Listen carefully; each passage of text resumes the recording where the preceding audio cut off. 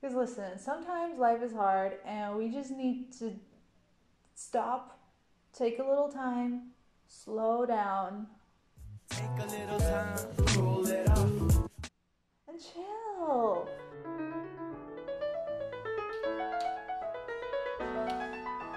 Hello. Okay. Hang on. Where do I put my, where do I, hold on. I think this should be fine.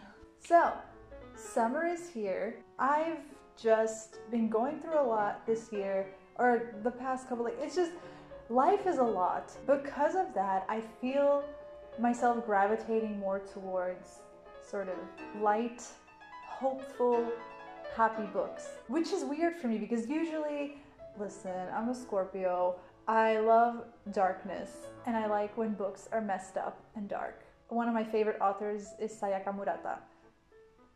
I like messed up, dark stuff. But I've realized that for my mental health, I should probably not only read dark books. I've literally DNF'd a couple books this year because I was like, you know what?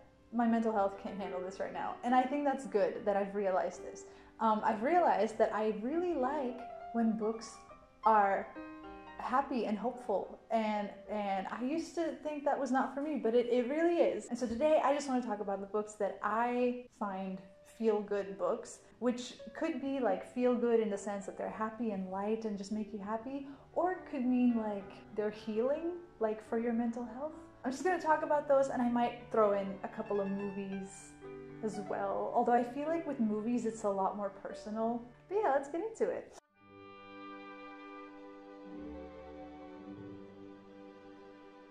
I had a list. Oh gosh. The first thing I want to talk about, I have to talk about because they're like probably my favorite books of all time now. They like changed my life when I read them last year, and I finally have physical copies. And those are The Monk and Robot Duology by Becky Chambers, A Psalm for the Wild Bill, and A Prayer for the Crown Shy. These, I mean, these books are so hopeful and healing and cozy and soft and precious, and I cried so much reading these, like ugly cried, like had a mental breakdown cried, but like in a good way, in like a healing way. Like I felt myself being healed by these books, and I can't wait to reread them now that I have physical copies. Yes, this is a very chill science fiction duology about a world in which a long time ago robots became sentient and they've decided to separate from human society to go off into the wild. And in the first book, our protagonist, who is a tea monk, comes across a robot who is here to check in on humanity. And he comes to him with the question, what do people need? Basically, it's just philosophical conversations between a monk and a robot about happiness, life, and fulfillment, and it gets really deep, but it's like, it's so I just love these so much. I love these so much. Please, if you're in need of healing, read these books. Number 2 is another one that I have on display. Oh god.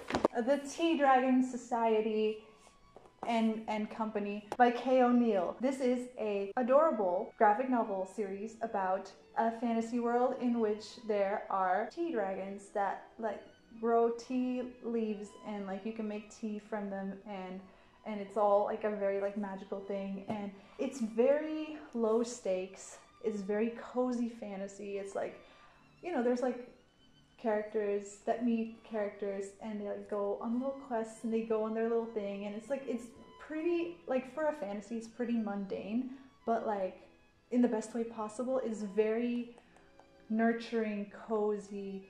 This series feels like a warm hug, truly. I think this is a series that you can read with children, but I definitely think it's like for adults as well. It's just gorgeous as well, like just the beautiful. I love them, and they're very easy and quick to read as well. So like if you're like in a reading slump and you don't want to get into anything too heavy, pick one of these up. They're very good. Next up for a feel-good book, I would say, hang on, where is she? The House in the Cerulean Sea.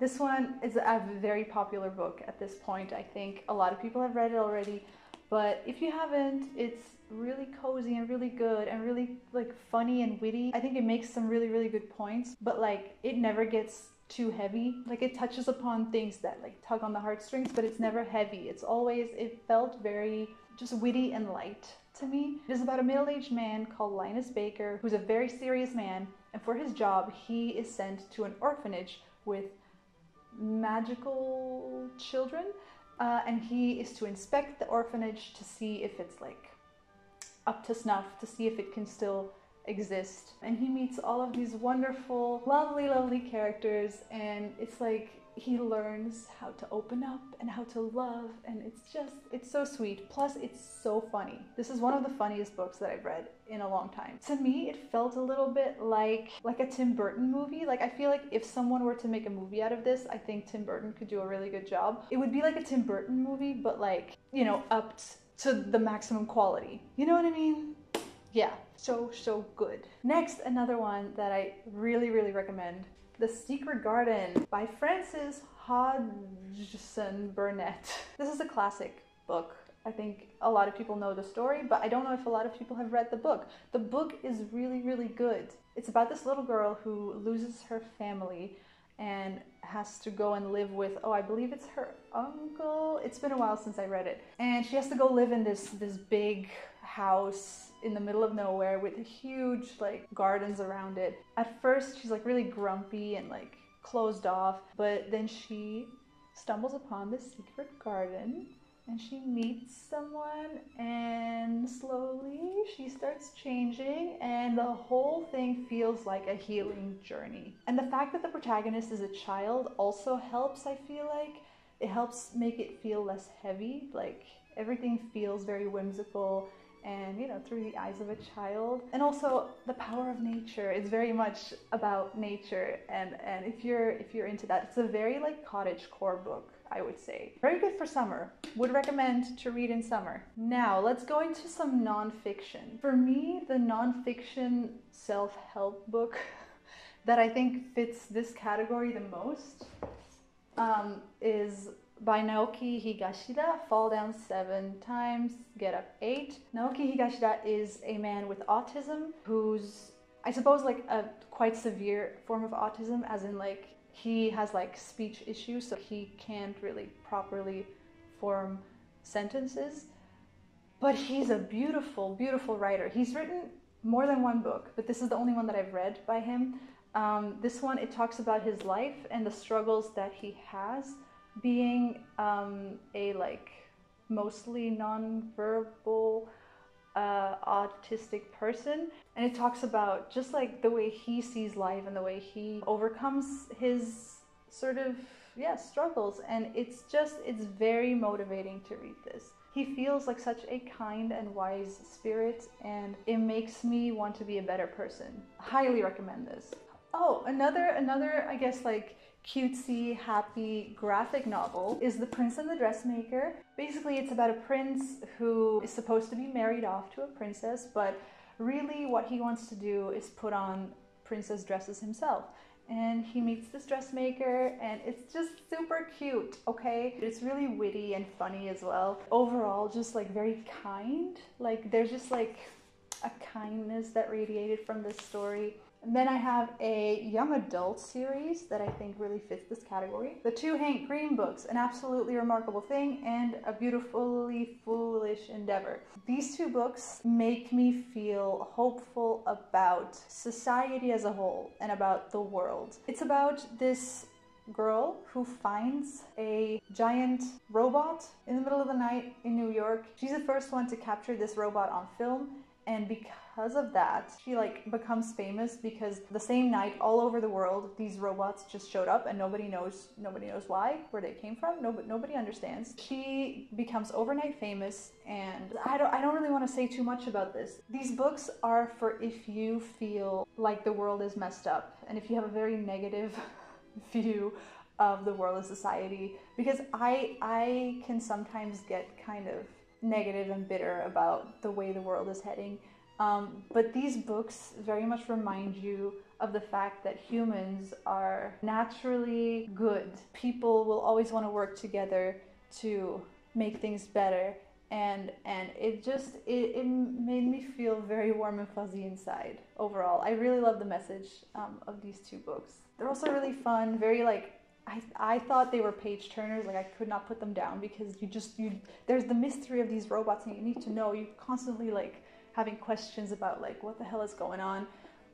Really, really fun. Thank you, Hank. And then I have two more that I think are like a little bit on the heavier side, but they do ultimately lead to healing. So like if you're in for that kind of a story, I think Eleanor Oliphant is Completely Fine is a really beautiful read. It is heavy in the sense that Eleanor is not completely fine. She's going through a lot. For a lot of the story, like you see a lot of her pain, and it is painful to read at some points. However, in this book, a beautiful friendship blooms. It is one of the most heartwarming things I've ever read. Like, I am so obsessed with the two characters in this book and the friendship between them. Like, I am so obsessed with, like, this is my #1 friendship ship. And ultimately, there is a healing journey. So the book doesn't end super sad or anything. So you can like rest assured that by the end, you're gonna feel good. But you're gonna have to go through some stuff. And then the last one I wanna talk about in the same kind of category is one of my favorite books of all time, A Tale for the Time Being by Ruth Ozeki. I think this book came to me at the right time. I read this, oh God, a very, very, very long time ago. So like, I don't even know if I stand by this anymore. I should probably reread it at some point. But this book healed me at the time that I read it. This is a story of a teenage girl in Japan who is going through a lot. She is dealing with bullying. Her home situation is not good. You're reading her diary. And then at the same time, you have the voice of this woman who, oh, where does she live? I forgot where she lives, but a completely different country. There's this woman who finds, oh God, hold on. It's been so long. These diary entries are found by a woman on the other side of the world. You follow this woman as she finds these diary entries and starts to really care about the person that she doesn't know, but that she's reading the diary entries from. And she's like trying to find ways to help her, basically. And this entire time that I was reading it, I was feeling anxious about like, is the girl gonna be okay? And what's gonna happen to her? Is she gonna be okay? And so like it was hard to read, but by the end, I would also say there is a healing journey, and at the end, there's a lot of, I would say like also philosophical conversations about mental health. It really, really helped me. I feel like I'm really not talking about this properly, but I think it's been like a decade since I read this book. It's so beautiful. It's also witty. The voice of the teenage girl is really relatable and funny while also being devastating. It's very, yeah, so that made it kind of light in a way because the things that were happening were not that great, but I loved the voice of this teenage girl. I just recommend it, man. I just recommend it. And then I guess as a last bonus thing is I would just recommend reading any book from your childhood that you really liked, which for me would be like Harry Potter, although Harry Potter is a bit of a difficult topic. We don't really want to talk about. But like if you had any other childhood favorite books, rereading those can like be a big comfort as well. And like, why wouldn't you want to reread those things? Even if they're middle grade books or children's books, like just reread them, like you'll feel really good. So yeah, those are some books that I recommend if you want to feel good, if you want to heal, and if you don't want to think too much or go through too much pain when you're reading books. I don't think I'm going to go through like my movie recommendations for this. I think I'm just going to link my Letterboxd in the description.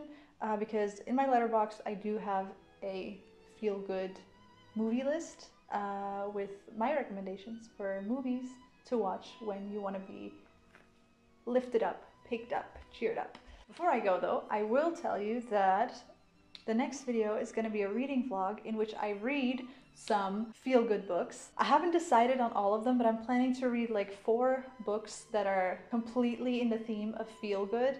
One of them, hang on. I'm reading John Green's The Anthropocene Reviewed because I heard that that's a really hopeful book. I'm already halfway through it and I'm really enjoying it.